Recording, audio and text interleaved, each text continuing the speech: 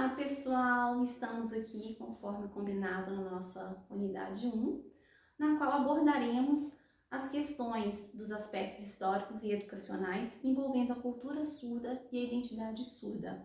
Utilizaremos aqui nesta unidade os textos teóricos que serão retirados dos aspectos filosóficos e fundamentais das metodologias de educação dos surdos, feitos por Karen Strobel e por Gladys Perlin.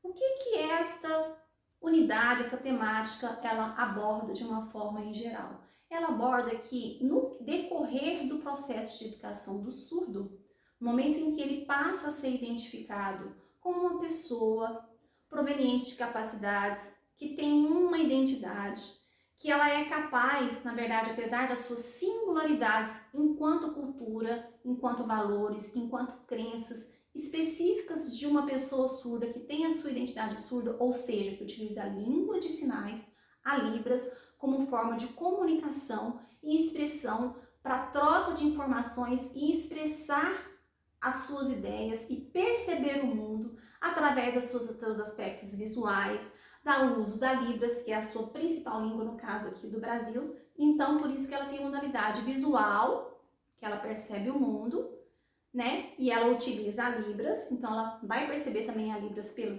percepção visual e vai também utilizar o seu espaço. Por isso que a modalidade da língua é espaço visual. O visual não é só pela forma como ele percebe o mundo, mas como ele também compreende o mundo. Isso caracteriza e demarca, né, uma questão muito simbólica da identidade da cultura surda, da singularidade surda, na qual ela tem uma literatura específica onde a imagem, as questões de gestos, as questões de expressões faciais, expressões corporais são muito nítidas em tudo em que o surdo faz. As adaptações para que ele consiga se comunicar através da língua, ou então adaptações de recursos imagéticos, uso também de gestos, ou então de imagens e figuras, seja no aspecto metodológico, no processo educacional que vocês, estudantes de pedagogia, vão precisar fazer durante esse processo de ensino-aprendizagem de alunos surdos, e que vai favorecer não só os surdos, mas também todos os ouvintes. E a gente vai estar falando sobre esse processo de metodologia. Como que era antigamente, a partir do instante que ele começou a ser identificado, a ter uma identidade surda, que ele era um ser capaz, pensante, ou seja, de promover reflexões, fazer planejamento e pensamentos e, através da sua língua, conseguir se expressar. Mas, antigamente, quando ele foi reconhecido que tem uma identidade e que tinha uma cultura, na verdade, aí eles começaram a trabalhar em 1880, onde houve o Congresso de Milão, que foi demarcado mesmo em si, onde na qual, mesmo ele utilizando sinais, não só aqui, mas também em todos os outros demais países, aqui no caso seria Libras, a língua de sinais ela não era mais reconhecida. Ela deixou de ser utilizada como uma metodologia, uma forma pelo professor para estar ensinando o surdo conteúdos educacionais, conteúdos para que ele tivesse formas de aprender. Então surgiu 3 metodologias nesse decorrer do tempo, a partir de 1880 para cá, quando ele passou a ser reconhecido enquanto ser, enquanto ele poderia fazer parte da sociedade, que é a metodologia oralista, que foi a primeira, que ela foi, na verdade, defendida e aprovada nesse Congresso de Milão em 1880 na Europa, e chegou aqui no Brasil por volta de 1900 e por aí, mais ou menos, tá bom? O que essa metodologia ela pretendia?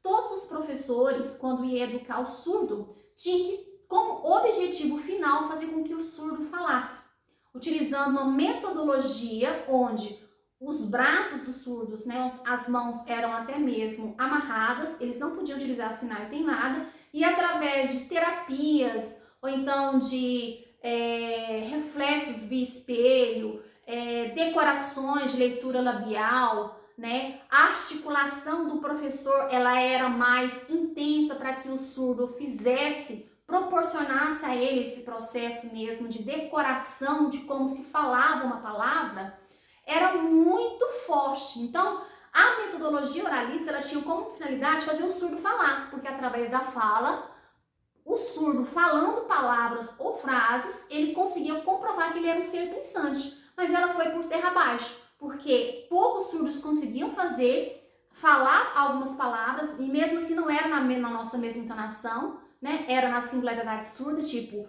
falando, percebendo. Mas ele falava, repetia palavras que ele decorava por meio de articulação, mas não entendia o seu significado, ou seja, diversos contextos em que ele poderia ser utilizado. Então ela caiu por terra e depois de muito tempo veio a comunicação total. Na comunicação total, acreditava-se que essa metodologia de ensino do surdo também, apesar de ter como objetivo final fazer com que o surdo falasse, vários tipos de recursos ao mesmo tempo poderiam ser utilizados.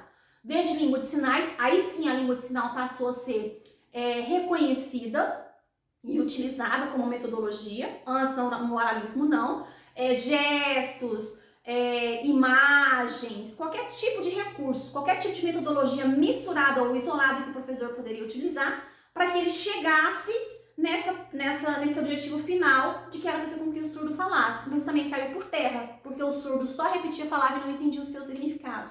E por fim veio a questão da minha última metodologia, que é vigente até hoje, que é a questão do bilinguismo, onde o aluno surdo, através da sua língua de inserção, que é a Libras, né, ele aprendia o português por escrito, através da Libras e do português por escrito, ele aprendia conteúdos e o seu significado. Então não importava a questão da fala, mas sim a forma que ele compreendia e aprendia dentro do sistema educacional aquele determinado conteúdo, né? Isso tudo vai ser abordado nessa unidade, tá bom? É um resumo geral que eu estou fazendo. Eu agradeço a vocês a mais essa oportunidade e nos veremos assim na próxima aula que diz respeito à questão da Libras, conceito e aspectos linguísticos. Até a próxima, pessoal!